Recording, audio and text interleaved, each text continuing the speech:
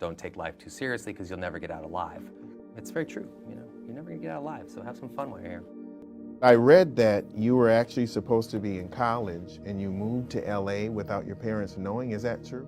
I was supposed to be at Kwantlen University in British Columbia, Canada, and I did go there for 45 minutes and said nope, and I left. I moved to Los Angeles to get into improv comedy. I just thought, I'm gonna go do this thing and I'm gonna give it a year.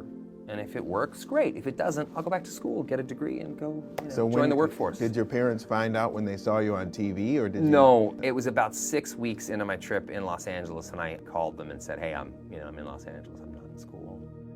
My father hung up on me, and then my mom called me back, and she was always kind of the voice of reason, and then, my father sort of came around. I eventually ran out of money, so I just asked an agency to meet with me, and I called about 10 of them, and then I finally got my foot in the door with one really small agency, and I bullshitted them. I just said, if you send me out on 5 auditions, I don't care what they are, what they're for, I promise you'll come back with one. And somehow I got the 4th one. I got a sitcom, which was probably still the best job I've ever had, because it was the residuals? No, it had nothing to do with money. The Okay. best job I've ever had, because it was a live audience. It was like kind of what I wanted to be doing anyway, which was improv comedy and that kind of stuff. It was a live audience that would pour in, and then this sitcom world is about a 6 or 7 or 8 month at most job a year. I mean, this is, you finish your season and then you're free. So I loved it because I would just go travel. I would go backpacking all over the world, and I would do all these sort of things. I think I really spent that money that I made wisely at the time. I got to see the world and have experiences. So everything that happened to me sort of in aggregate kind of way. It was very sort of slow and steady. So I'm grateful for that kind of momentum being very, very sort of snail's pace, as opposed to like a rocket ship, because I've watched so many people in this industry come and go in various tragic ways and that sort of thing. And fame is a weird animal to deal with, I think, for anybody. So for me, it happened so slowly that it's sort of like getting into a bath over the course of a year.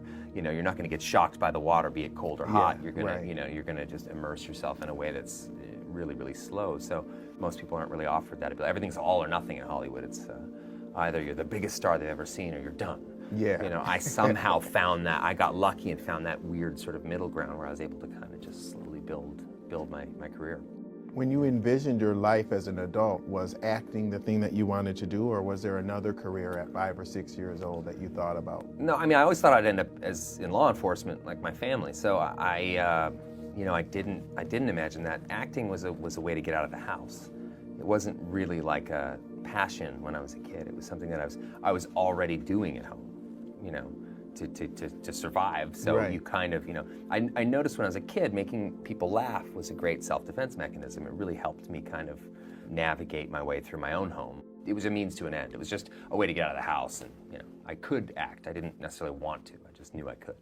Well, what was it like in high school, the fact that you were doing this acting? How did your peers perceive that? I hid it largely in high school. Then I never celebrated. It was always something I kind of really tried to keep as quiet as possible. For me, high school was a situation where the more invisible I was, the more kind of happy I was. So I just wanted to get through that shit show and go live my life. And a lot of the stuff I did was shown in the United States, but not necessarily shown in Canada. So I could kind of get away with that. You're the youngest of 4 brothers, including a couple who became cops? My dad was a cop as well. Okay, so how did you stay alive as the youngest of 4?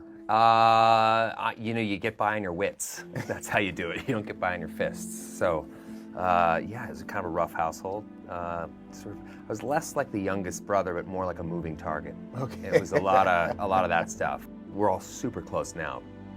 Well, how did that experience prepare you for life? You kind of become hyper perceptive. You start to really sort of think about how you're going to survive. So especially my 3 older brothers, who were so sort of physical guys, and there was just rough housing. Like, for them was always funny. For me, it was like a life-threatening situation. So you sort of learn to kind of get by on using your mind, not your fists. So I became kind of hyper-perceptive as a kid, and I know that contributed in enormous ways to the different paths I chose in life, particularly show business and that sort of thing. I was able to kind of constantly mimic people or watch people and look for tiny signs and big signs of, danger. It was tough. I was a kid I had a lot of anxiety, a lot of different kind of phobias and issues that I had to sort of work through, and it took me a long time to kind of recognize those things as assets as opposed to liabilities. I still struggle with those same things. As challenging as they are, and they're also gifts that come with those things, and it's that same sort of situation where you become kind of incredibly perceptive in ways in which you otherwise wouldn't, You're all constantly kind of sensing, both real danger and non-existent danger. So those are things that have really helped me in my work.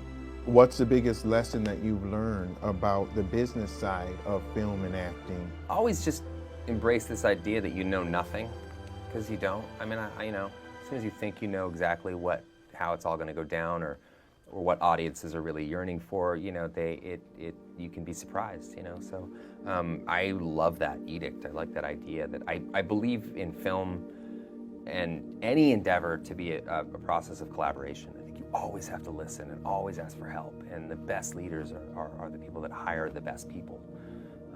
So for me, that's the thing that I think that's the biggest lesson I've learned, is just hire the best people you can, people that you connect with, people that you love, people that you can learn from. I get excited about stuff that's kind of inventive. I love ingenuity. I love anything that sort of I think is interesting. I'm not like a guy that sits around sort of rolling the dice, looking at the stock market and that kind of thing. I don't know anything about that.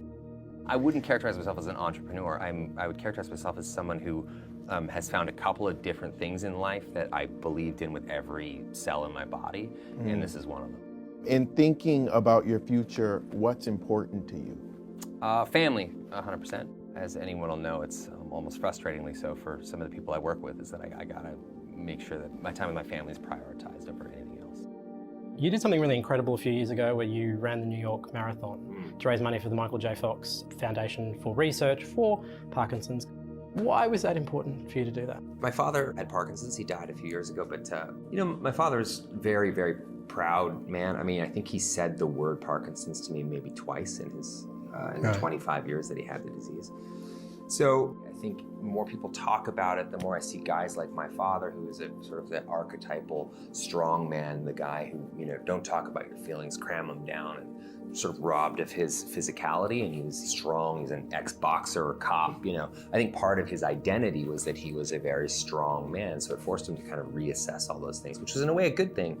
But in the end, that loss of self and not quite knowing where you stand in any given moment is pretty tough. So I wonder if some of those underlying ideas or reasons we do get sick or sicker is because we're not sort of expressing ourselves or letting things out.